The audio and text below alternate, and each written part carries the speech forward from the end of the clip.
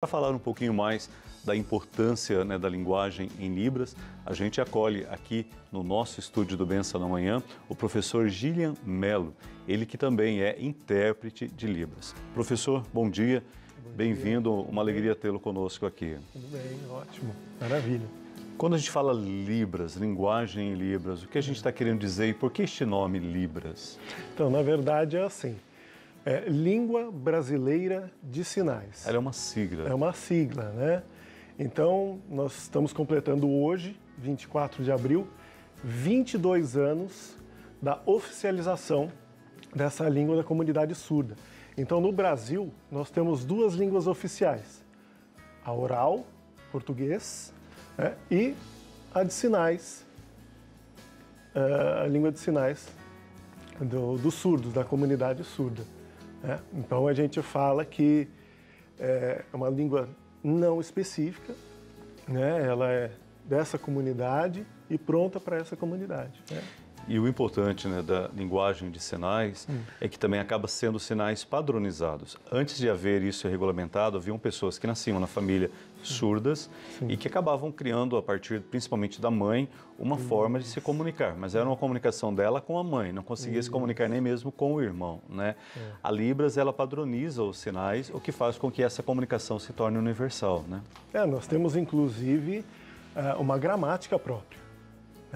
São 5 parâmetros que a gente tem e é como se fosse um inglês, como se fosse um alemão, enfim, é uma língua feita para a comunidade surda, para eles se comunicarem. E nesse bonito objetivo de dar à pessoa autonomia, que ela não, mesmo que ela seja portador de uma limitação, mas ela pode construir a sua história e realizar todos os seus sonhos. Sim. Como professor, com certeza é frequente acontecer na escola de se matricular uma criança com a questão da surdez. Isso. Hoje, como funciona? Essa criança, ela permanece na mesma sala com os demais, ou existe uma forma de educá-la num ambiente mais reservado? Então, existem duas situações. Por lei, você tem que ter um interlocutor, um intérprete que acompanha na sala de aula, porque senão não há inclusão. Então, inclusão o que é? É a pessoa fazer parte da comunidade e essa comunidade, ela integrar essa pessoa, ela incluir essa pessoa, se modificar para essa pessoa.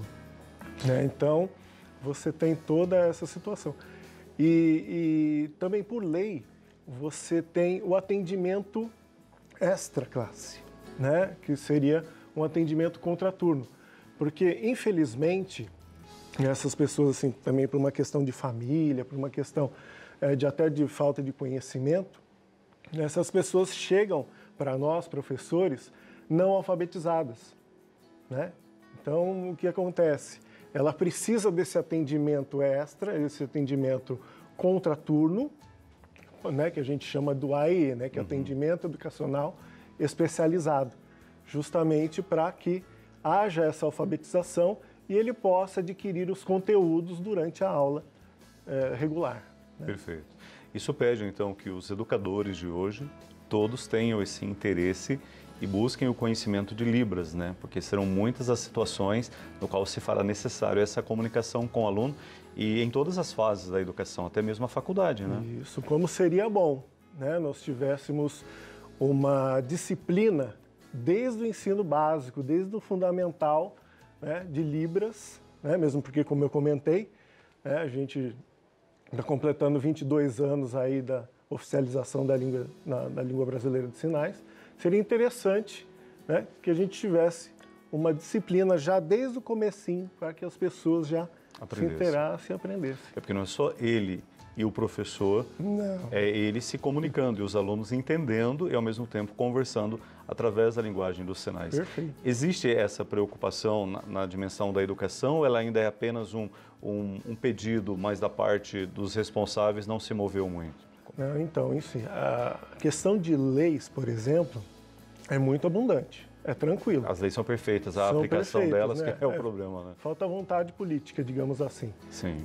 Mas funciona, Todo aluno surdo que é matriculado, ele tem o direito e tem o interlocutor, né? O intérprete de Libras que o acompanha.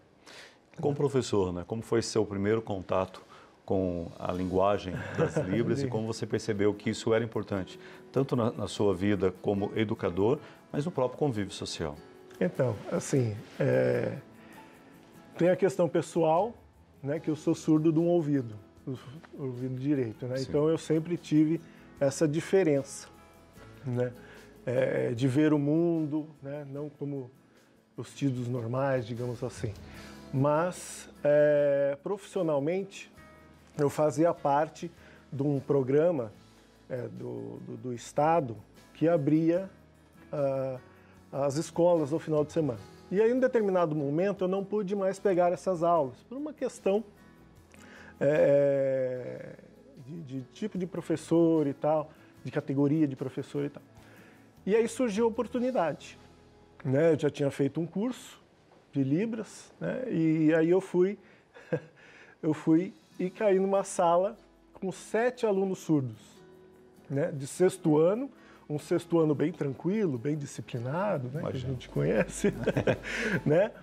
Mas assim, foi ótimo, foi maravilhoso para mim. Porque você tinha um aluno que não sabia Libras, tinha um que fazia leitura labial, tinha um que tinha os sinais caseiros, que a gente chama, né? Como você comentou, né? E aí eu fui me aperfeiçoando. Aí eu fui fazer pós, fui fazer especialização, tenho as minhas pesquisas, né, nessa área. Que bacana. Né? Então, é a minha vida. Por exemplo, hoje tem um jovem, né, que ele é surdo. A família, durante todo esse tempo, falou com ele em gestos muito básicos, né? Apenas para saber se estava com dor, se estava com fome, se gostou ou não de algo. É possível também que os pais possam entrar nesse aprendizado da linguagem de Libras e irmãos? Existem grupos que já possam auxiliar nesse sentido? Então, nós temos um sistema de ensino que se chama bilíngue, né, em algumas escolas, né? Não são mais nos grandes centros e tal que a gente tem. E aí eles acolhem todo mundo, toda a família, a família e tal, né? Então, o que a gente faz, né? Nós, como intérpretes, educadores, interlocutores, né? A gente faz nesse primeiro momento, existe a questão motivacional. Porque veja só, eu sou o único naquela escola, geralmente, eu sou o único diante de 400, 500, até 1000 alunos naquela escola. Então, eu tenho que dar sentido. Eu tenho que dar sentido para aquele aluno surdo. O que eu estou fazendo lá? Para que eu preciso existir aqui? Então, é toda uma questão motivacional. A gente trabalha com a família, trabalha com... Teve um aluno que a gente levou até a feira, inclusive porque ele não sabia apenas os sinais caseiros, né? E a gente começou a trocar os sinais, né? E a gente leva fora, ensina a pegar ônibus, então você veja que é uma situação mais social, né? Mais da comunicação dele, de ele interagir com a sociedade. Né? Ele ser literalmente escutado, né? Através dos sinais que ele expressa, né? Exato. Então, sempre a língua de Libras, ela não é uma língua fechada, sempre vai surgir novos sinais diante de novos nomes, novas tecnologias, né, novas expressões. Então, ela é uma língua em constante construção. Isso, exato. Ela não é engessada, né? E é muito interessante a gente falar que cada país tem a sua língua de sinais. Ah, tá. Então, não é universal os sinais. Não é. Se alguém vai para um outro país, ele vai ter que se adaptar aos sinais específicos daquela cultura. Isso, exatamente isso que você falou. Cultura é a palavrinha-chave. Né? Porque o que faz uma língua ser uma língua? É a cultura do povo. Onde ela foi construída. A questão regional. Né? Nós não falamos aqui papai e lá na Bahia nós não falamos painho.